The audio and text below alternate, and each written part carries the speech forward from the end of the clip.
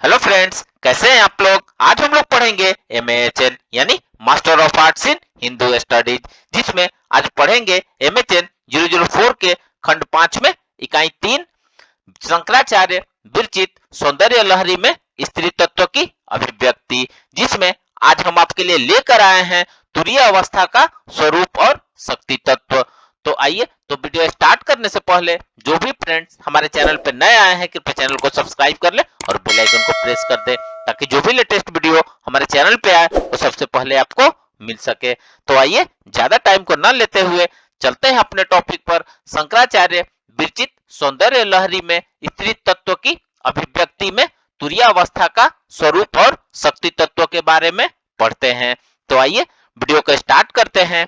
यह दर्शन सभी को मान्य है कि ब्रह्म स्वयं कर्ता या भोक्ता नहीं है, उपाधिग्रस्त होकर ऐसा समझने लगता है।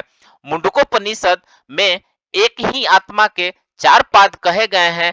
विश्व तेजस विश्व तेजस प्राज्ञ विश्व तेजस प्राज्ञ तुरीय ओमकार की मात्रा आकर विश्व है।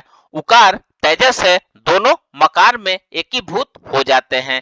3 अवस्था है, जागृत, स्वप्नावस्था, सुषुप्ति। आत्मा का स्वरूप तुरीय अवस्था है। यह चौथा पाद पूर्व 3 अवस्था से भिन्न नहीं है।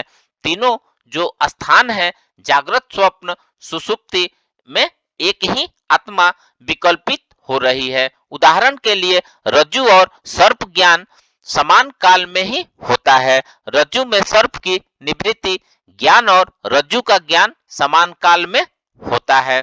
तुरीय हमारी आत्मा है, ऐसा ज्ञान होने पर अविद्या नष्ट हो जाती है। तुरीय सर्वद्विक है और सर्वस्वरूप है। तुरीय ही संपूर्ण भूतों में स्थित है और साक्षी रूप से भासमान है, उससे भिन्न कोई दृष्टा नहीं है।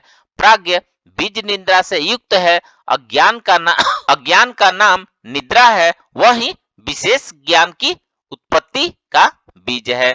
तुरीय में बीज निद्रा नहीं है, प्राज्ञ में स्वप्नावस्था नहीं है। तुरीय में न निद्रा है न स्वप्नावस्था। स्वप्नावस्था का तात्पर्य अन्य वस्तु ग्रहण करना स्वप्नावस्था है, जैसे रज्जु में सर्प ग्रहण करना अन्यथा ग्रहण करना है। तुरीय तीनों अवस्थाओं से परे है, एकमात्र आत्मचेतन ही उसका प्रमाण है। जहां सारे प्रपंच का समन हो जाता है, उसे शांत, शिव और अद्वैत को चतुर्थ माना जाता है।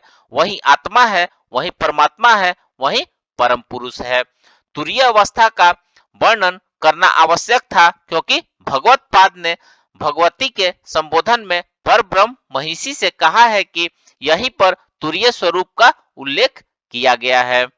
असीम है, आपको जानना कठिन है, इसलिए तुरीय अवस्था समझना आवश्यक है। तभी हम शिव शक्ति की अभिन्नता का अनुभव कर पाएंगे। यह तो निश्चित रूप से समझ लेना चाहिए कि कोई विद्या वैदिक ज्ञान से भिन्न नहीं है। सौंदर्य लहरी को श्री विद्या के नाम से अधिक आत्मसात करते हैं, परंतु ब्रह्म विद्या ही श्री विद्या है, इस पर अधिक व्याख्या नहीं करेंगे।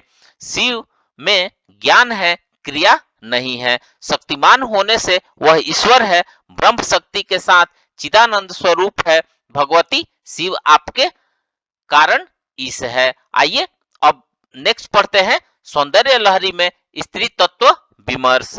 उस परम ज्योति के स्वरूप के कारण विषय की दृष्टि से सौंदर्य लहरी के 2 भाग हो जाते हैं। प्रथम भाग में 41 श्लोक तक दार्शनिक चिंतन है। तार नामक ग्रंथ में कहा गया है कि ब्रह्मा, विष्णु और महेश रूप त्रिमूर्ति की सृष्टि के कारण, त्रयी देव स्वरूपा होने के कारण तथा प्रलय काल में तीनों लोकों को अपने में समान लेने के कारण अंबिका का नाम त्रिपुरा नाम है। वैष्णव आगम और नारद पांचरात्र में शिव ने कहा है कि तीनों भुवनों में लोकोत्तर सौंदर्यशालिनी होने के कारण तुम त्रिपुर सुंदरी के नाम से और 16 वर्ष की बाला की तरह प्रतीत होने के कारण षोडशी नाम से भी प्रसिद्ध होगी। सौंदर्य लहरी के प्रथम श्लोक में यह सिद्ध होता है कि शक्ति है, शक्ति के बिना कोई देवता नहीं है। कृतित्व देवों का नहीं है, जो उनके भीतर है उसका कृतित्व है। यदि ऐसा न हो तो देव हिलडुल भी नहीं सकते। इसलिए भगवती आराध्य है सभी के लिए, परंतु बिना पुण्य के कोई प्रमाण नहीं कर सकता। जिसे भगवती की आराधना करनी हो उसे पुण्य करना होगा। भगवती को प्रणाम करना बड़े पुण्य का फल है। शक्ति की आराधना से ही ब्रह्मा ब्रह्मा बन गए, विष्णु विष्णु बन गए। उनमें से जो सामर्थ्य आई वह भगवती की आराधना से आई है।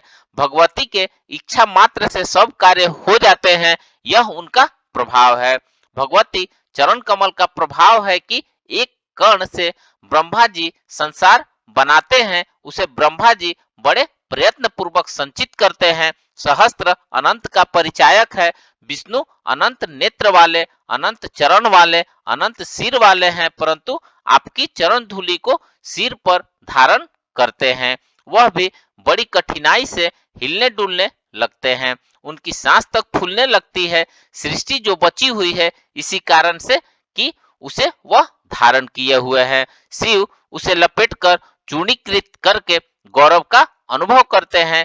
विष्णु कण को बड़े भक्ति से धारण करते हैं। उस कण से पूरे विश्व की रचना होती है, कोई कमी नहीं रह जाती, क्योंकि उस कण के भीतर स्वयं भगवती बैठी हुई है। सौंदर्य लहरी का तीसरा श्लोक भी शक्ति का ही गुणगान कर रहा है। विद्या के अंदर प्रकाश पुंज आप हो, अविद्या का एक पहाड़ खड़ा है। अविद्या स्वयं तिमिर है, एक ऐसा पताल है जहां सूर्य का प्रकाश नहीं पहुंचता। यहाँ तो सूर्य भी अविद्या में चला गया, तो सूर्य को उत्पन्न करने वाली आप हो। वह भगवती सूर्य का भंडार है, उनके अंदर अनेक सूर्य है, एक ब्रह्मांड का एक सूर्य है। भगवती अनंत सूर्य है, जिसके भीतर माता के चरण का सूर्य जाग रहा है, वहां अंधकार कहाँ रह। प्राणी है जो उनकी श्वास चल रही है, उनके प्राण आप हो। जीवात्मा भिन्न भिन्न है, अनंत है। जीवात्मा में जो आनंद है वह आप हो। संपत्ति के रूप में चिंतामणि की माला हो, आपके चरण से जो मकरंद टपकता है वही चैतन्य है, जिसके कारण वह प्राणी चल पा रहा है या उसमें स्पंदन होता है। विष्णु के अग्रभाग की दृष्टा आप हो। जल में डूबी हुई पृथ्वी का उद्धार वराह ने किया। विषाण के अग्रभाग से समुद्र से ऊपर निकला, उसमें चराचर सभी थे, विष्णु ने अपने अग्रभाग से निकाला, वह आप हो। जन्म मरण रूपी संसार सागर में डूबे हुए प्राणियों को उद्धार वराही शक्ति से करती हैं। संसार को रक्षा का कवच केवल भगवती देवी हैं। इस कार्य में उनके चरण ही निपुण है। अन्य देवगण देते हैं, परंतु अभिनय करके। आप अभिनय नहीं करती हैं, ऐसे ही लुटाती रहती है। हे शरण देने वाली, जो महान होते हैं वे संकेत देते हैं, वह अभिनय नहीं करते हैं। उनके चरणों से ही यह कार्य हो जाता है, तो वे हाथ की मुद्रा क्यों बनाएंगी। इच्छा से अधिक फल देने के लिए आपके चरण ही पर्याप्त है। यहाँ देवता और शक्ति अर्थात ब्रह्म को अलग अलग दिखाया गया है। कहीं शिव का नाम नहीं है, शक्ति की ही उपासना चल रही है। फ्रेंड्स, इस प्रकार से आज हमने शंकराचार्य विरचित सौंदर्य लहरी में स्त्री तत्व की अभिव्यक्ति में तुरीय अवस्था का स्वरूप और शक्ति तत्व के बारे में पढ़ा। तो मिलते हैं एक नए वीडियो के साथ में, तब तक हमारे चैनल पे बने रहिए। धन्यवाद।